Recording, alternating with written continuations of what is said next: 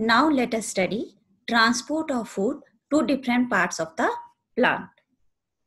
We all know that the food is synthesized by the leaves by the process of photosynthesis, and this food is prepared by the leaves in the form of glucose. Now this glucose, this need to be transported to all other part of the plant.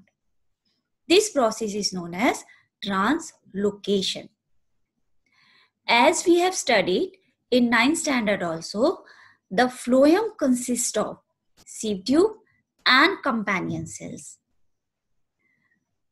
Food from the leaf is transferred to these sieve tubes with the help of the energy source, that is ATP, because this is an active transport process. What is active transport? When the transport occurs from low concentration to high concentration, then this is active transport. So all the food is uploaded from the leaves to the phloem. As long as concentration is low in the sieve tube, this will go according to the passive transport.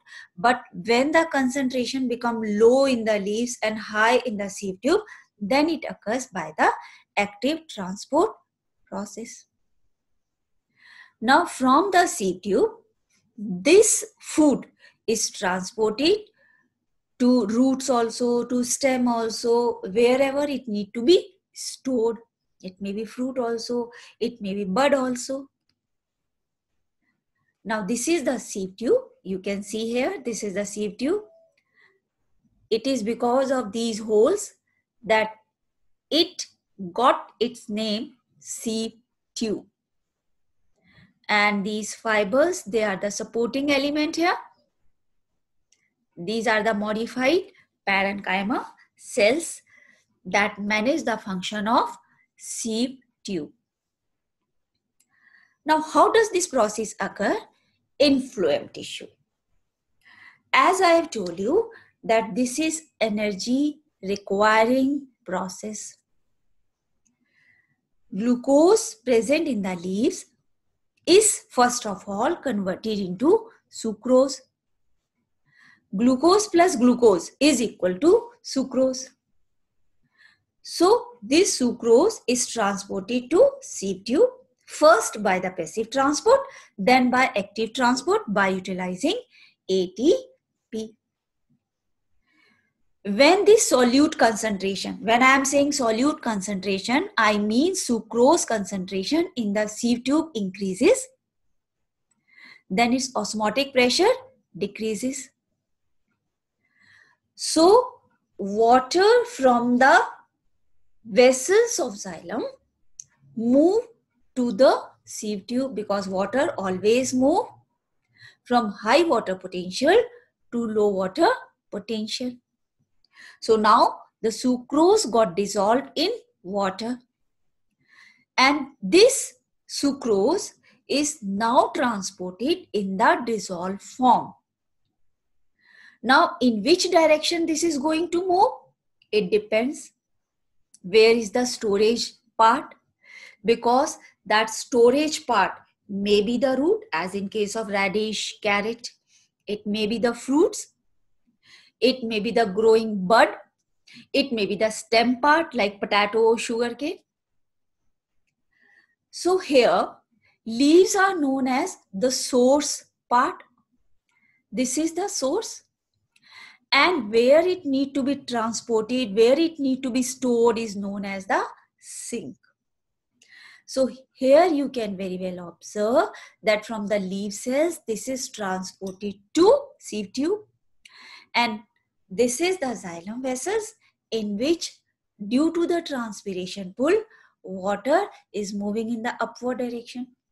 And when the osmotic pressure in the sieve tube decreases, then water move from high concentration to low concentration. Now sucrose got dissolved in this. So now sucrose is transported in the dissolved form to the sink. And when this solute is moving to the sink, so now the water potential increases here. So water is going back to the xylem. Is that clear to you? Here you can see there, the carbon dioxide is coming to the leaf and they are preparing the food. Water is moving in the upward direction, oxygen is released.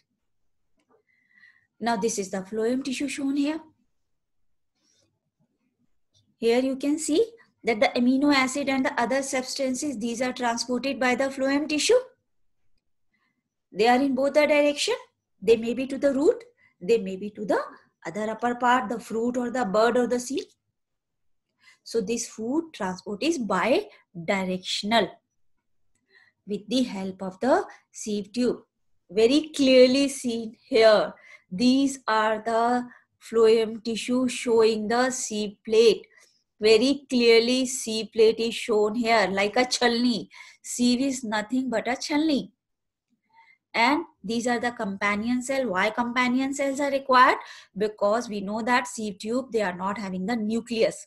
So the function are controlled by the companion cell. Now the leaf is transporting sucrose to phloem and the ATP is utilized here. Right? So now what is happening to the water potential here? The water potential is decreasing. When the uploading of sucrose is occurring here, the water molecules are moving in the upward direction due to the transpiration pull. When there is low water potential, then water from the xylem vessel will start moving to the sieve tube. Okay, so water molecule, they are coming to the sieve tube. So when the water molecules are coming here, this is dissolved in water. So now the sucrose is going to be transported in the dissolved form. This will move now to the sink, and we have already done that this sink may be in the downward direction or it may be in the upward direction.